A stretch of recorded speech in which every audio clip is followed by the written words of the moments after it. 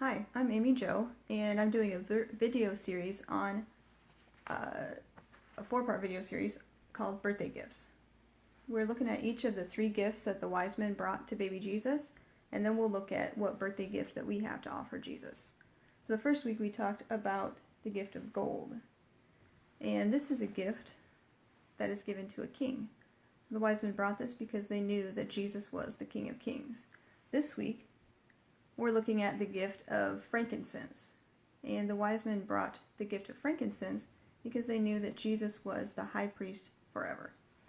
Now, frankincense is used by priests. Hear the word incense at the end of that. These, in the Old Testament, the priests would use incense during worship. Now, worship looked a lot different in the Old Testament than it does today. So I brought a diagram of the temple for you. This is a diagram of the Jewish temple, and the yellow outline here indicates the outer court. And this is where anyone could come and they could bring offerings to God, and the priests would kind of manage this altar as people brought animals or some of their crops or different things to offer to God.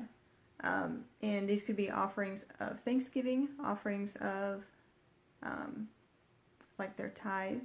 They're supposed to bring the first fruits of their crops and things that they acquired. And this was really mostly, earlier it was just one-way worship. So the people were bringing things to offer them to God, and they weren't really communicating with God. However, this orange area is the inner court or the holy place, and only priests could go in there. And there were several different things in the holy place that the priests would worship at. And one of those things was the altar of incense. And the altar of incense kind of sat towards the back here. And the priests would go to the altar of incense to pray on behalf of the Israelite people. They could bring the Israelites' prayer requests to God, and God would answer them and speak to them while they were worshiping Him at the altar of incense and burning incense there. So there was some interaction with God here, but God's presence was not in the holy place. God's presence was in the Holy of Holies, which is this red room here. And the Ark of the Covenant was also in that place. And once a year, the high priest only could enter the Holy of Holies to go and worship God on the Day of Atonement. And that's when he would bring the sacrifice for the sins of the people. And this was very dangerous, because sin and evil are destroyed in the presence of God.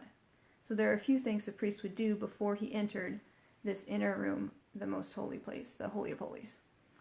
First, he would dress in priestly garments that had bells attached to the hems, and they would also attach a rope to one of his ankles. And the idea was, as he walked around inside that room, they would be able to hear the bells jingling and know that he was still alive. Because the other priests could not look inside this room, and they also could not go inside that room if he happened to be struck dead.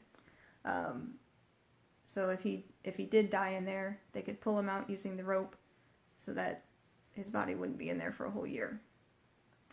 Also, the other thing he would do is go here by the altar of incense, and separating these 2 rooms is a curtain. So he would lift the curtain a little bit and let smoke from the altar of incense fill this Holy of Holies.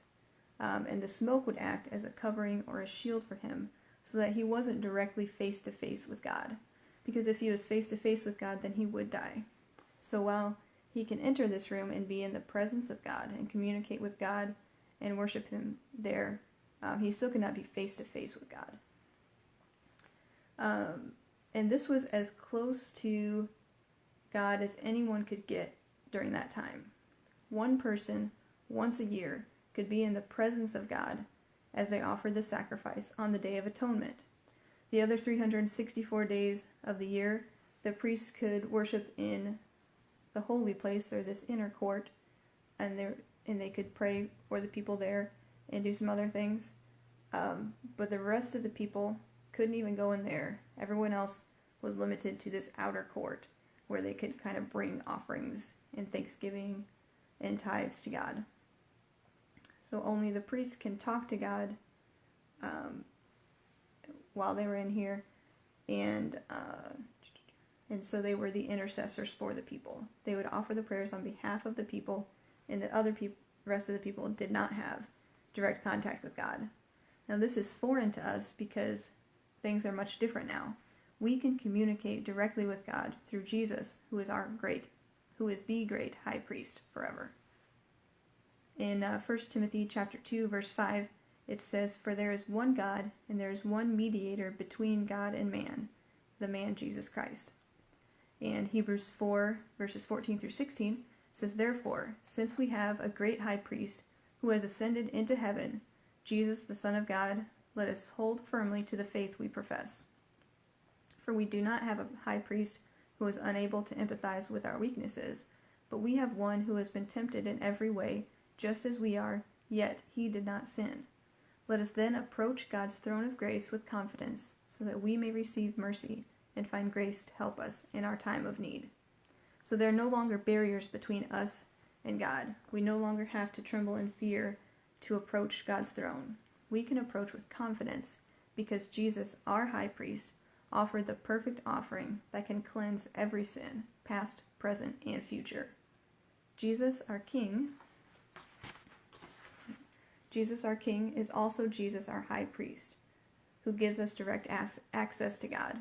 You can pray directly to God about anything. You can worship him, you can thank him, you can confess your sins, you can ask him for help.